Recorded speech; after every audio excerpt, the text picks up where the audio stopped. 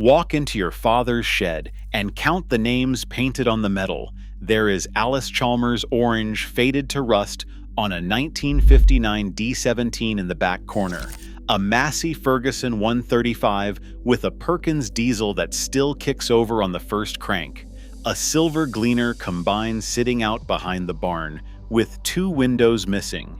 You would swear those came from 3 different American companies, but one corporation in a glass office park outside Atlanta has owned all 3 of them since before you were old enough to know it. Before we dive in, hit subscribe and drop a comment letting us know where you are watching from. The company is called AGCO. It was put together in June of 1990 when 4 executives bought a small American farm equipment division called Deutz Alles out of its German parent company, gave it a new name, and went hunting. In the 35 years since that day, they have quietly bought almost every American farm equipment brand your family ever trusted. They did not change the names. The orange stayed orange. The silver stayed silver. The decal on the side of the baler still says Hesston, Kansas. What changed is what is underneath the paint and who is in the room when the decisions get made. That room is no longer in Milwaukee or Hesston or Mark Toberdorf. It is at 4205 River Green Parkway in a town called Duluth, Georgia, 20 miles north of Atlanta. Let me walk you through what they took. Start with Allis-Chalmers. The company was born in Milwaukee, Wisconsin in 1847 as a millwork shop and grew into one of the largest employers in the state. They built so many tractors that the suburb west of the factory is still called West Allis. In 1929, a senior executive named Harry Merritt drove through California on a sales trip, saw orange poppies covering a hillside, and chose that color as the future of the company. He named it Persian Orange. Allis-Chalmers was that color for the next 50 years, and if you saw a tractor that color rolling down a back road in Iowa, you knew exactly who built it. By the early 1980s, the recession had ripped the heart out of American manufacturing. Allis-Chalmers sold its farm equipment division to a German conglomerate called Klockner Humboldt Deutz in 1985. 5 years later, the executives running that division bought themselves out of the German parent, formed a new American holding company, and called it AGCO. The Allies name survived as an internal AGCO sub-brand for about a decade. Then it was quietly retired. The orange is gone. If you have a Persian orange tractor sitting in your shed right now, that machine is the last piece of a company that built American farms for 140 years. Now look at the Massey Ferguson. The one your father probably owned outright was an MF 135. If you grew up on a farm in the 1960s or the 1970s, the math says you owned this tractor. Massey Ferguson built 413,000 of them in Coventry, England, between 1964 and 1979. It became the most popular utility tractor anywhere on the planet, and the reason was a 3-cylinder diesel called the Perkins AD3.152, built in Peterborough, that simply refused to quit. There are MF 135s still pulling hay rakes in Kentucky and Wisconsin that have not had the head pulled in 50 years. In April of 1994, the Canadian-British company that owned Massey Ferguson agreed to sell the entire business to AGCO, a 4-year-old American holding company, for $328 million. Tucked inside that contract was a 10-year supply agreement with Perkins, because every Massey Ferguson on Earth ran on a Perkins motor, and replacing them all at once would have shut down the company, so they did it slowly. 16 years later, in 2010, AGCO announced that all Massey Ferguson tractors above 100 horsepower would no longer be available with a Perkins engine. 8 specific models were switched over to a new engine built in a Finnish factory in a town called Linnavori, near Nokia. AGCO's own press release said the change allowed the company, and I'm quoting them directly, to use its own highly efficient and reliable engine. What they meant was that they had finally finished replacing the diesel that made Massey Ferguson great with the diesel they wanted to sell you. The engine that built that tractor's reputation is now a memory. The third one is the brand that breaks your heart if you ever spent a summer baling hay, Hesston Corporation. Hesston is also the name of the town in Harvey County, Kansas. About 3,700 people, mostly a Mennonite farming community that turned that part of the prairie into wheat country. In 1947, a young engineer named Lyle Yost built a grain auger in a borrowed garage on the edge of town. Within 15 years, his company was the most respected hay equipment manufacturer in the United States.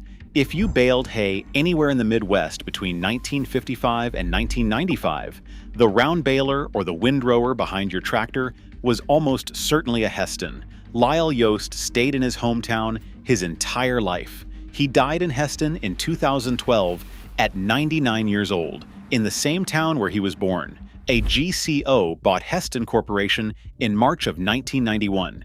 It was the second acquisition that newborn company ever made, before they had even thought about Massey Ferguson. For 33 years after that, the factory ran. Then, in 2024, AGCO announced it was moving the production of Hesston's round balers, its small square balers, and its rotary mowers out of Hesston, Kansas, all the way down to Querétaro, Mexico. The plant in Kansas keeps building the big square balers and the combines for now. But the round baler, the machine that carried the Hesston name across the Midwest, is leaving the town that Lyle Yost spent 99 years of his life turning into the hay equipment capital of America. The corporate press release used the words simplify and streamline. The men who run hay through a Hesston every summer used different words. The fourth one is the silver one, Gleaner. In 1923, in a Kansas town called Nickerson, with a population of 1,000 people, three brothers named Curtis, George, and Ernest Baldwin built what is considered the first commercially successful, self-propelled combine harvester anywhere in the world. They named the company Gleaner, after an 1857 painting by the French artist Jean-François Millet that showed peasant women picking up wheat heads the harvest had missed. The combines the Baldwin brothers built were painted silver, and for the next 60 years, a silver combine moving through a Kansas wheat field at golden hour was the closest thing American agriculture had to a religious image. Gleaner was absorbed by Allis-Chalmers in 1955, swept up into Deutz Alles when the Germans took over 30 years later, and ended up inside AGCO when the four executives bought themselves out in 1990. In the year 2000, AGCO moved the entire Gleaner combine line from Independence, Missouri to Hesston, Kansas, putting the silver combine and the Hesston hay equipment under the same Kansas roof. Today, every Gleaner combine sold in North America comes off that same factory floor in Hesston, the same building where the round balers are now being packed up for Mexico. And then there is the silver brand that came before Gleaner had it, White. In 1960, the White Motor Corporation bought Oliver. 2 years later, they picked up Cockshut, and a year after that, Minneapolis-Moline, three independent American tractor companies, each built by a different family in a different state, were absorbed inside a 36-month window. By 1969, they had been merged into a single division called White Farm Equipment, headquartered in Oak Brook, Illinois. In 1975, somebody in a marketing meeting decided that running three different colors of paint was inefficient, and Oliver Green, Cockshut Red, and Minneapolis-Moline Yellow were all painted over with a single silver color and rebadged as the Whitefield Boss. By 1993, AGCO had bought the tractor lineage out of Allied Products. By 2001, the White name was off the side of the tractors entirely, although it survives today on planters. So when you count the Olivers, the Cockshuts, the Minneapolis-Molines, the Whites, the Allis-Chalmers, the Hestons, the Gleaners, the sunflower tillage equipment out of Beloit, Kansas that AGCO picked up in 2002, the Massey Fergusons, the Challengers from Caterpillar, the Find out of Bavaria, and the Valtra out of Finland, what you are counting is most of the American farm equipment industry from the year your grandfather was born to the year your son graduated high school. One company owns all of it. Here's the part that ties everything together. The Massey Ferguson over 100 horsepower in your shed, the Challenger track tractor coming out of Jackson, Minnesota, the Fendt rolling off the Bavarian line, the Valtra coming out of Suolahti, Finland. They are all running diesel engines from the same place. It is a factory in Linnavuori, Finland, run by a division of AGCO called AGCO Power. It used to be called Sisu Diesel until AGCO bought the parent company and renamed the factory after itself. They build engines from roughly 50 horsepower up to over 400 horsepower in 3-cylinder, 4-cylinder, 6-cylinder, and 7-cylinder configurations. And here's the tell: AGCO Power sells those same engines to outside manufacturers. The Sampo-Rosenloo combine at a farm show in Finland and the Massey Ferguson in your shed can be running the same engine off the same Nordic assembly line, painted a different color and stamped with a different decal. The Perkins your father trusted is no longer in the catalog.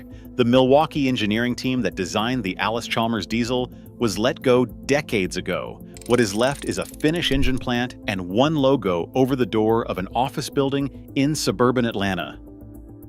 The man running all of this is named Eric Hansotia.